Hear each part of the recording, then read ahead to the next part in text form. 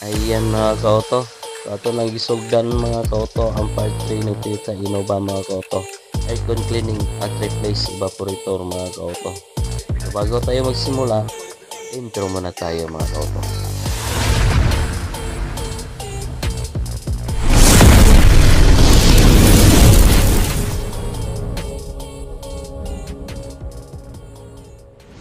Hey, what's up mga kauto, Jim Garas? Good afternoon mga kauto. Another day, another video na naman tayo mga kauto. So ayan mga kauto, katatapos lang natin magtrabaho mga kauto. So abangan nyo yan yung mga job order natin mga kauto. So ito na mga kauto yung part 3 na hindi na natin natapos kahapon mga kauto. Kasi medyo mahaba-haba na kasi mga kauto. So isang Toyota Innova, aircon cleaning at replace evaporator mga kauto. So bago yan, huwag niyong kalimutan mag-subscribe sa YouTube channel ko at huwag niyo rin kalimutan i-press ang button bell para may update ko kayo sa mga bago kong video. So tara mga kauto, panoorin natin. Let's go!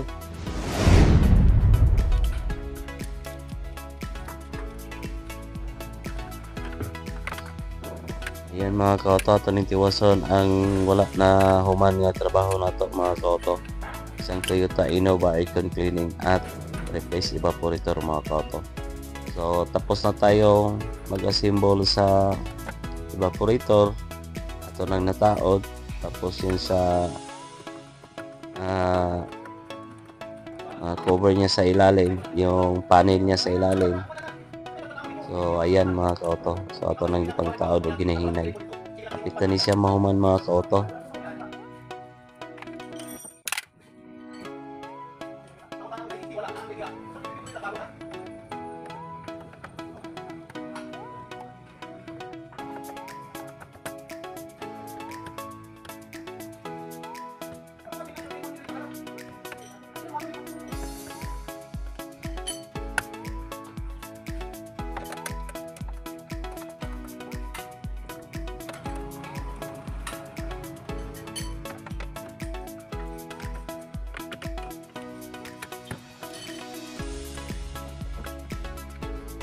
Pasensya na kayo sa boses ko mga kauto kasi may sipon tayo mga kauto.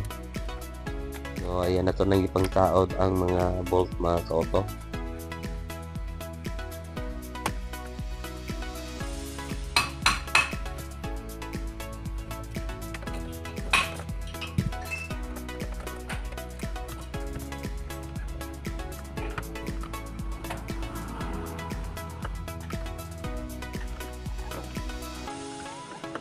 So marami pa tayong mga video ganito mga kauto. So abangan niyo mga kauto. Paulit-ulit natin ipapakita ito mga kauto. So ganito ang trabaho natin. Tigwaskag sa mga dashboard.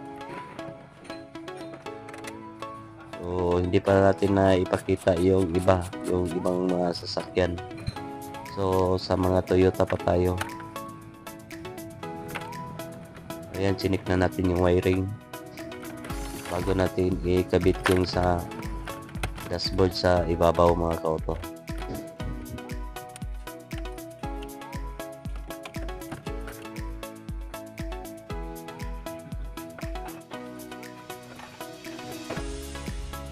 So, ayan, ito nang unang butang ang ubang panel para atong ma-assemble na. So ayan, ito nang taod ang dashboard. So ganyan lang mga kauto. So taod na to yung sa hazard. Huwag niyo kalimutan yan dahil hindi yan makikita. Ayan. At may clip yan mga kauto sa gilid ng dashboard. Dalawa. At pagkatapos mga kauto ay yung sa switch sa aircon mga kauto. So ayan, ito nang gitaod mga kauto. So hindi pa natin i-final yan mga kauto kasi may stereo pa dyan mga kauto. So yung panel niya sa gilid, yun saka yun sa airbag mga kauto.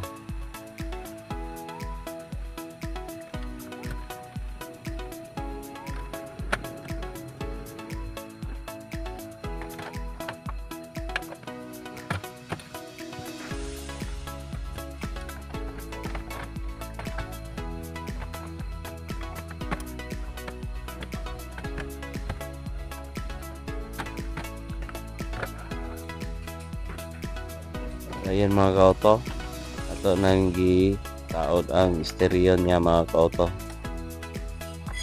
So taon na to ang wiring. Huwag niyong kalimutan yung mga wiring mga kauto, i-check nyo palagi mga kauto para hindi kayo pabalik-balik mga kauto.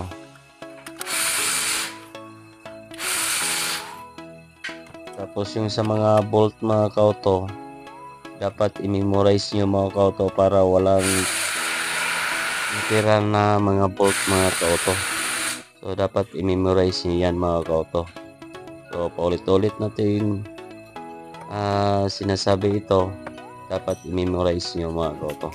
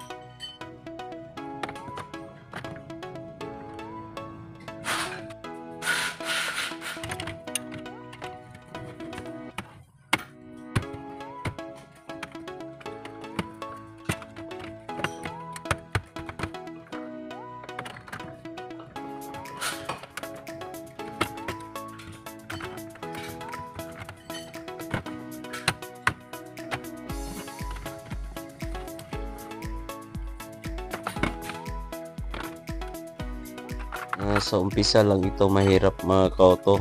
Pag nakasanayan nyo na ito mga kauto, so madali na ito mga kauto. Sa umpisa medyo mahihirapan ka pa talaga mga kauto.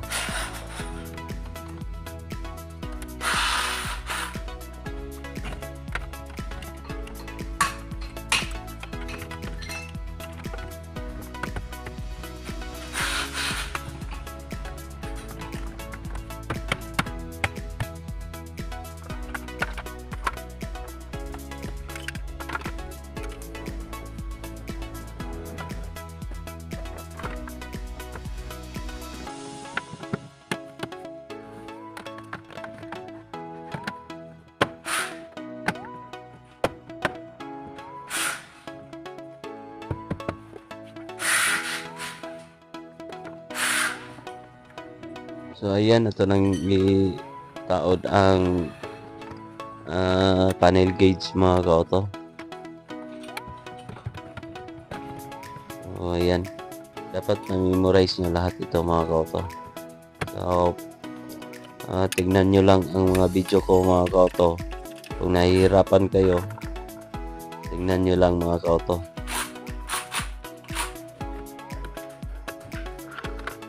Siya nga pala mga kauto, huwag niyong kalimutan i-subscribe yung channel ko mga kauto. Tapos i-press din ang button bell para may update ko kayo sa mga bago kong video mga kauto. So ito lang muna yung mga video natin, yung pagwaskag-waskag sa mga dashboard sa aircon mga kauto. So ito muna yung iba, yung mga basic. So itong mga video natin mga kauto, para lang ito sa mga baguhan mga kauto. So hindi tayo nag-video ng medyo mahirap sa mga nag-uumpisa lang ito mga kauto na gustong matuto nito. So ibibigay natin lahat mga kauto yung nalalaman natin sa mga basic lang mga kauto. So may intindihan nyo ito mga kauto. So dito muna kayo mag-umpisa sa mga basic bago kayo pupunta sa mga mahihirap na portion mga kauto. So yan ang natutunan ko sa una kong pagkukumpuni ng mga sasakyan mga kauto. So nagsisimula tayo sa medyo mga basic muna bago tayo nakarating sa mga mahirap nga portion mga kauto.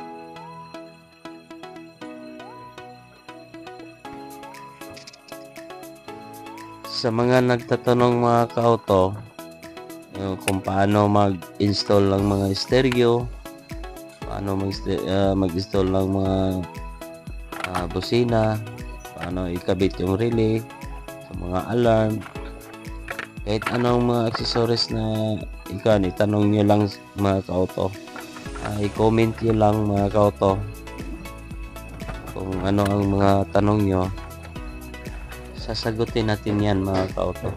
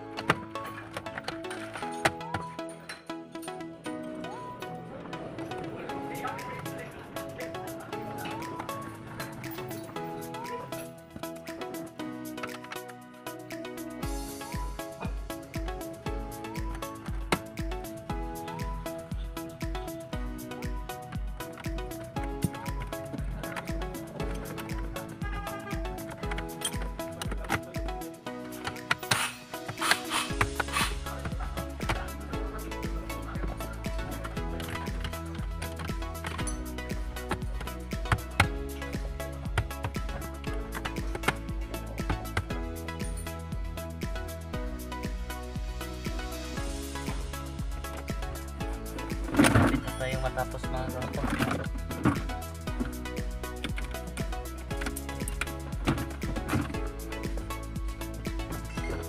So naputol tayo dito mga ka-auto kasi nalubat tayo mga ka-auto. So hindi natin na ipakita yung sa steering mga ka-auto. Nalubat kasi tayo. So meron naman tayong mga video ganito. So pare-pareho lang yun mga ka-auto.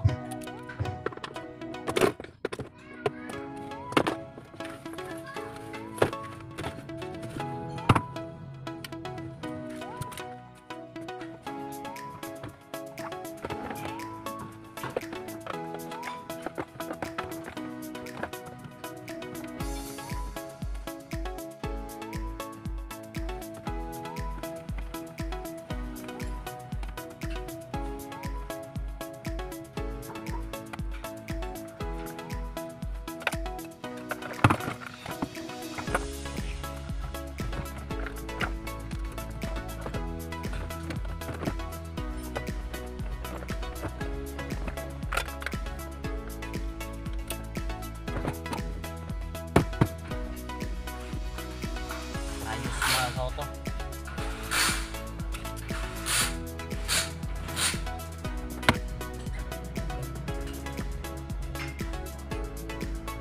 Kapit ako na lubat mga auto.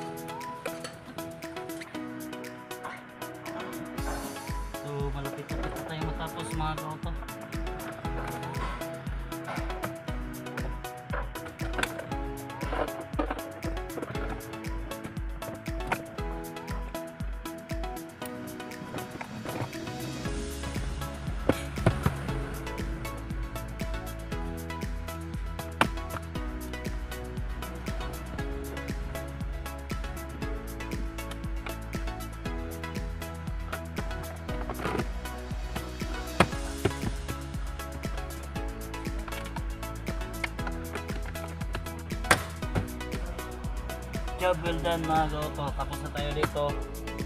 Na-front naman tayo sa makina. Yung expansion valve. Tapos vacuum. Tapos mag-vacuum charging. Let's go! So ayan mga kauto, tapos na tayo dito. Sa makina naman tayo mga kauto.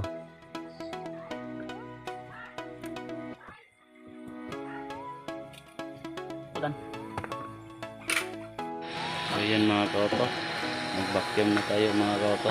Tapos na tayong mag-assemble mga kauto.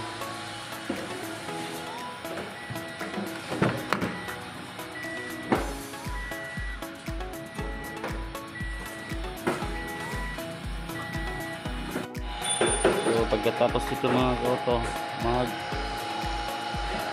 charging tayo muna tayo mga kauto. Ayan, yung expansion valve niya mga kauto.